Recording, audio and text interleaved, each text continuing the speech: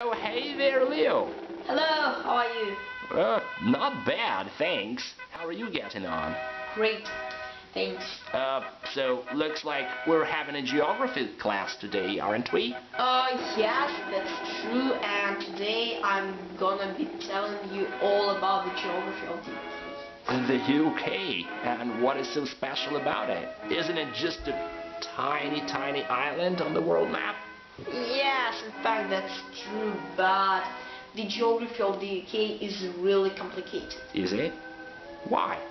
Well, first of all, the UK isn't a single isle. It's a group of isles, which name is the British Isles. Okay. So, could you specify the location, the geographical position of the British Isles then? Yes, as you can see, the UK is situated, is lying off the northwest coast of Europe and separated from the continent by the English Channel, the Strait of Dover in the south, and by the North Sea in the east. Okay, nice. And what are those countries you told earlier about? You Yes. said there were like more than one country on the British Isles. Yes. What are The UK consists of Wales, Scotland, Northern Ireland, and England. Okay. Why did you name England last?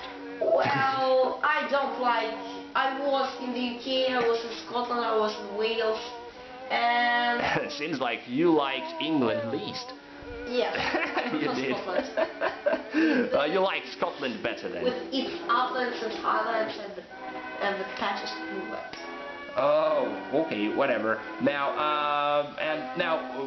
what is the total area of the United Kingdom? It doesn't seem to be very big. No, it is not as big as Russia or China. It's just 244 square kilometers. It's not so big. Yeah, that's not vast. And then, what natural zone is the country located in? Well, the UK is situated in the temperate zone of Europe. So, what natural regions are there in the UK? The territory of the UK can be divided into 3 natural regions. The first region is Scotland, with highlands and uplands, with coniferous and mixed forests. Coniferous forests. What is this supposed to mean? Coniferous forest is a forest where grow only fir trees and pines. Spruce trees, fir trees, yeah, Yes. those kind of trees. The second region is Wales, it's here, and all mountainous England, it's here. With uplands. This region is considerably cut by ravines. There are some valleys, green meadows, some small rivers, and patches of broadleaf forests. Okay. Now, what kind of trees can we see in the broadleaf forest? You cannot see there pine or spruce. You can see there a birch, an oak, the ash or the elm. Oh, elms, ashes. Yes. Okay. Now, what is the third natural region of Yes, the UK? the third and the last is the smallest region. It's just the southeast England, with plain landscape. And I can see that. It's all marked in Yes. green. Not too much upland there. Okay. with the And predominance of fertile soils and cultivated farmlands. all right. Now, what is with the coastline of the UK now? Why is it so indented? Why is it so cut? Well, as you said, the coastline of Great Britain is greatly indented, especially in the north and northwest. Now, why is it so? Yes, it's so indented where the mountains come close to the coast. So this happens mainly the west coast? Yes, the coastline of Scotland, as well as the coastline of the Hebrides, the Orkney Islands, and the Shetland Islands, is considerably cut by numerous fjords. Fjords, eh?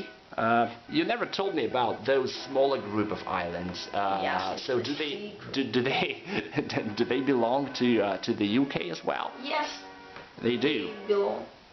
All right. So how do the southern and eastern coasts of Great Britain differ from the western and northwestern coasts?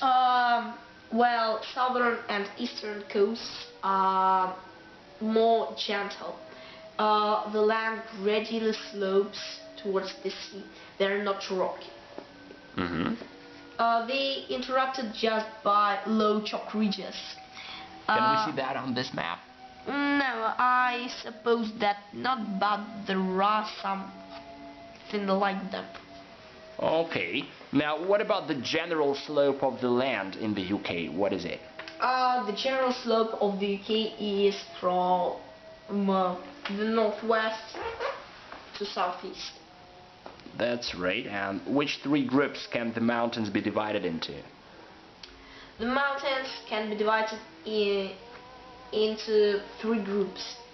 The first group is Highlands of Scotland.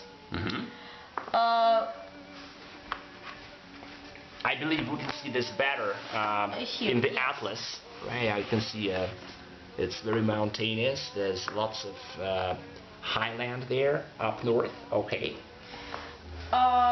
Okay, now. So what is that you can tell me about the Highlands of Scotland? The Highlands of Scotland are the highest mountains of the British Isles. The Highlands of Scotland, there are two groups of mountains: the Grampian Mountains and Northwestern Highlands. And where are those? The Northwestern Highlands, and they are separated by the Caledonian Channel. Oh, nice. Is it man-made or is it natural? Well, I don't know. It doesn't matter. There is just a channel and that's it. That's it, alright. Okay, now what's the highest peak of the Highlands of Scotland? The highest peak of the Highlands of Scotland is Ben Nevis. How high is it? Which rises up in the southwest Grampians.